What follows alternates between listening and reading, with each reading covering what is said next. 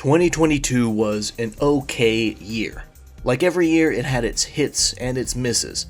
But looking back on it, it's pretty clear that this was a year where games were probably most affected by the pandemic. It seems like every game that was not far enough along to make 2021 or the first half of 2022 were going to be pushed further and further out and eventually into the next year. So 2022 felt a bit sparse compared to the 2 years prior, particularly in regard to AAA games. However, it's not all bad. Another result of these constant delays is an especially loaded 2023. Now, I don't usually do videos going over games I anticipate because it feels like I'm making implications as to what videos I might do in the future, when that's not really the case.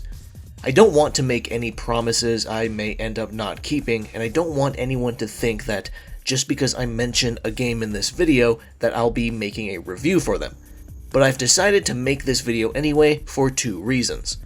First one being the fact that 2023 looks insanely stacked, and the second being I think it'll be interesting to look back on this video at the end of 2023 and see which of these games lived up to expectations and which ones didn't. In an ideal world, they all do, but perhaps fate has more complicated things in store for me. So, without any more stalling, let's discuss my most anticipated games of 2023, starting with the earliest and moving to the latest, or those with no set launch date as of now. I'm not going to touch on literally every game that sparks my interest even just a bit because there's way too many. I'm only keeping it to the top priority games. First is Dead Space, the remake of the sci-fi horror modern classic originally by Visceral Games, and now being tackled by Motive Studio. I've been extremely keen on this game since it was announced, and with raw gameplay footage coming out recently, I can tell that the potential for a good experience is pretty high up there. The single biggest selling point for me, however, is the fact that the USG Ishimura is being redesigned to actually feel like a survival horror setting, where you can go back and forth between new and old places as much as you want, without being gated by that tram. The original Dead Space was pretty linear as far as survival horror games go, to the point where one could argue that it wasn't survival horror at all because of it. But with this new expansion of the Ishimura, it may finally close that gap. Next is Like a Dragon Ishin. If you've been watching my content for almost any length of time, you'll know that I'm a gigantic fan of the Like a Dragon series, even the spin-offs. In fact, some of you may even be tired of me saying it, including those who are also fans. But I ain't gonna stop because more games are coming. And this one's been coming for a long goddamn time. This is another remake, but not really to the same extent as Dead Space. The original Ishin released on the PS3 and PS4 back at the very early part of the latter's lifespan. But RGG Studio has decided to bring it back on Unreal Engine with higher fidelity graphics, re-recorded dialogue, and totally recasted and remodeled characters. After a 9-year-long wait, us Western RGG fans are finally getting this gem of a game, and February cannot come soon enough. This next selection isn't actually a game, it's hardware. The PSVR 2. Now, I never actually bothered with the first PSVR for a few reasons. First, I was in a place where I couldn't really justify the purchase. Second, there weren't any games that really seemed like must-plays on it. And third, I didn't want to deal with all the cables and extra peripherals and shit. But when I finally entered the world of VR a year ago with the Quest 2 and played the incredible Resident Evil 4 VR, I understood the hype. I was now on the supporting team for virtual reality. Then the PSVR 2 was announced with a ton of cool features, including eye tracking and foveated rendering, and it was confirmed that it'll run using only one cable hooked up to your PlayStation 5. Sounds like a pretty good deal. But the biggest hurdle after that is, of course, the games. And with Resident Evil Village confirmed to be getting a free VR update on launch, I think I found the one I needed to justify the big expenditure. If it's as fun as RE4 VR, then it would keep me busy for a long time. Next is Wolong Fallen Dynasty. Team Ninja has really hit a new stride with Nioh, and they're capitalizing on that by making yet another Souls-like, but this time with greater focus on aggressive offense and movement options. Basically, they're kinda making their own Sekiro, but unlike Sekiro, they're still maintaining RPG elements found in Nioh. Wolong actually got a demo not too long ago that I managed to download and play, and it feels awesome. I love how it controls. Now granted, the game does seem to be a bit easier than Nioh due to Team Ninja purposely wanting to attract newcomers, but honestly, that's fine with me as long as it still feels good in my hands, and Wolong absolutely does. With this and Rise of the Ronin coming out in 2024, Team Ninja could be well on their way to being one of Japan's top dogs again like they were back in the mid to late 2000s, back when Itagaki was still around. After that we have Resident Evil 4, yet another remake on this list, but man, I am fucking dying to get this game in my hands. This year is absolutely stacked, as I've said, but this is one of the few that I would skip my own wedding for or something. It was a game we all knew was coming, but it still felt like a surprise when it was finally announced. And then the gameplay deep dive happened, and any sort of fear or reluctance I might have had just washed away. The game looks stellar. It looks like the remake that most other remakes should strive for, simply taking the original game and expanding on it both narratively and mechanically. We might have another Resident Evil 1 remake situation on our hands here, and I know that sounds almost impossible, I know. But after seeing that mouth-watering gameplay, I think there's a decent chance of it happening. Now the game isn't going to pick one side between staying campy or switching to all-out horror. It looks like it's going to do both, and that is fucking awesome. It's also confirmed to be getting its own VR support, just like the original game, which is good news for a prospective PSVR 2 owner like me. If anyone can pull off a truly great remake of a classic, it would be Capcom, because it's something they've already done before. Next is yet another appearance by Capcom in here, Street Fighter 6. I was not one of the lucky ones to gain access to either of the closed betas recently, which is a shame because I usually have pretty good luck with scoring invites to those things. However, I've seen a lot of gameplay footage and heard a lot of the in-depth discussion about the game's mechanics, connectivity, and quality of life features, including what sounds like the single most robust training mode in the history of fighting games.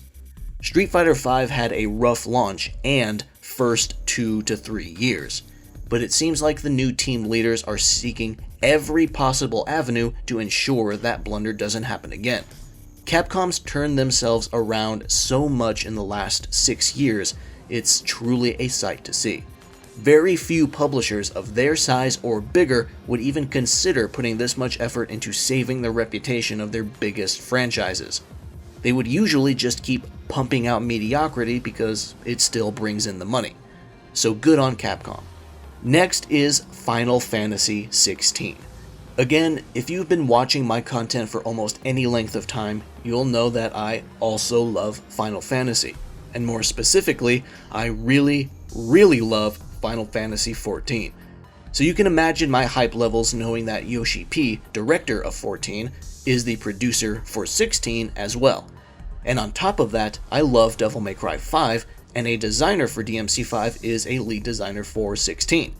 So basically, this game is shaping up to be my next favorite non-MMO Final Fantasy. It has all the ingredients going for it. It's got the action, the setting, the themes, the music by Masayoshi Soken, the first ever M rating for a mainline Final Fantasy game. It all looks sick as hell. Like Resident Evil 4, this is another game I would totally pause my life for, and I do not do that for games that often. I'm lucky to get one game like that per year, but 2? This is why 2023 looks so stacked. I have faith in Yoshi P and his team to deliver a Final Fantasy experience that compares to that of the early classics. 14 already accomplishes this with at least 3 of its expansions, so why wouldn't I be excited for the same team to do it again, but with a new single-player game? I cannot fucking wait. So as far as games with release dates go, this is pretty much the end, because as far as I know, all other games I'm really anticipating do not have concrete launch dates attached to them just yet. So the next games will be in no particular order. In fact, some of them may still be delayed into 2024. And first up is the very recently announced Armored Core 6: Fires of Rubicon. I've played only a little bit of Armored Core here and there throughout the years, but now, with FromSoft being such a bigger and more successful company than they were back when Verdict Day, the last Armored Core game, came out, I can only imagine how Fires of Rubicon will look and feel. An Armored Core game with the budget and resources of Elden Ring. That sounds insane. It really could blow past AC games out of the water, at least in terms of presentation and production value. I was really glad to hear that FromSoft intends to stay true to the series' formula by having a mission-based structure and heavy emphasis on customizing your mech. Some other content creators blew their loads too early and thought it would play like a Souls game, only to be disproven by Miyazaki himself the very next day. I look forward to Armored Core's long-awaited return later this year. Hopefully. Next is Like a Dragon Gaiden, The Man Who Erased His Name. Yeah, another RGG game makes the list because we're back to getting 2 in 1 year after not getting one at all in 2022. Hallelujah. What makes Like a Dragon Gaiden so special is that it will be a smaller scale game focused entirely on Kiryu between the end of Yakuza 6 to the start of Like a Dragon 8. I know some people want to let Kiryu rest and let the series focus entirely on Ichiban now, but if I'm being totally honest, I didn't like the way 6 ended. It was really clear that the game was pushed out before it was truly finished, because RGG Studio spent so much development time making the Dragon Engine, and it showed. A third of Kamurocho was inaccessible, including Purgatory, a huge amount of key characters from past games barely made an appearance, and combat was not as nearly as robust as Yakuza 5 or 0. If Like a Dragon Gaiden and 8 together can give Kiryu a more satisfactory epilogue to his story, then I'm all for it. Also, RGG Studio confirmed that the Cabaret Club minigame will return in Gaiden, and that's fucking sick. I don't care what anyone says, it is the best minigame ever. And last, but certainly not least, a game that might not even release in 2023 because its launch window is simply winter, which includes early 2024. Final Fantasy VII Rebirth. I mentioned a few minutes ago that I love Final Fantasy, but what I didn't mention was the fact that I owed the existence of my channel to it, specifically to Final Fantasy VII Remake. That game had such an impact on me, it turned me into a content creator because I had so much to say about it. And I still do. But that'll be a video for another time. Maybe. I cannot possibly overstate my excitement for Rebirth. I am not a doomsayer who expects the worst. I am actually fully on board with all the changes to the narrative I've seen so far. I'm fully on board with the theory that the remake saga is actually a sequel in disguise. I do have a tiny bit of fear that I'll be disappointed, but my optimism does stay pretty high. I have not been this invested in a game-to-game narrative since the peak of Metal Gear Solid. I stated that Resident Evil 4 and Final Fantasy XVI were games I'm so hyped for that I would pause my life for them, but Final Fantasy VII Rebirth is currently the #1 game that keeps me going on a day-to-day basis because I need to live long enough to play it. I must see where this story is going, regardless of if it goes to places I want it to go or not. I wish I could just fall asleep and wake up on launch day.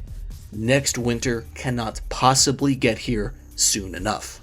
Now, before I finish the video entirely, I do want to go back and say I know my list is mostly sequels, remakes, and spiritual successors, because I have a better idea of what to expect from them. But there's some noteworthy new stuff coming out, so I do want to also name some new IPs that look really promising. First is Wanted Dead, developed by Soleil, a team made up of former Ninja Gaiden and Dead or Alive developers. It looks like a super campy game in terms of story and acting, but the gameplay looks fun as shit. It's being marketed as Ninja Gaiden meets Cyberpunk, so that sounds pretty damn awesome. The gameplay I've seen so far features a ton of minigames and both live action and anime cutscenes mixed into the story. If Wanted Dead meets my expectations, it could be one of those awesome AA Japanese gems. Next is Wild Hearts, a giant monster hunting game made by Koei Tecmo's Omega Force team and published by EA, strangely enough. This game stands out to me because I'm really familiar with Omega Force's games, not just their Musou games, but their other monster hunting series, Tokiden. I've played both entries of that series, and I actually really enjoyed them. A Tokiden successor with an even bigger budget and more open-ended combat could be incredible, so I'm keeping a close eye on Wild Hearts. Next, we have Black Myth Wukong, the really fancy-looking Chinese-developed Souls-like. Part of me is a bit hesitant to really believe in this game, because I think the vertical slices we've seen so far might be misleading. But if the game actually ends up being as good as the gameplay trailers make it look, it could be something special. Similarly, there's Lies of P, another Souls-like, but this time made by a South Korean team and more reminiscent of Bloodborne specifically. The setting gimmick this time is that it's a dark fantasy reimagining of the tale of Pinocchio. We've seen a fair amount of the game so far, and it seems to be shaping up really nicely.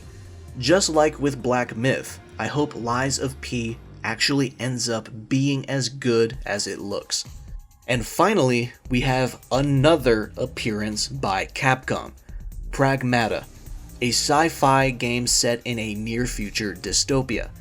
Now admittedly, damn near fucking nothing is known about this game, aside from the fact that it's coming out this year, and assuming it stays that way, I imagine that marketing for the game will finally ramp up within the coming months, especially after the release of Street Fighter 6. So here's hoping we get some interesting new details and that the game continues to look as interesting as it has been. And that's pretty much everything. I know there's a matter of indie games, but honestly I just play those as they come out and I hear good things. So yeah, that concludes the list of my most anticipated games of 2023. In about 350 days or so, we'll look back and see which ones lived up to expectations and which ones didn't, assuming they all come out this year. If I'm completely honest here, if all of these games do live up to expectations, then we're probably already looking at my top 5 and honorable mentions of 2023. And I know that sounds boring, so hopefully another game will come out of nowhere and knock me off my feet. It has happened before. Thank you for watching, and I'll see you around.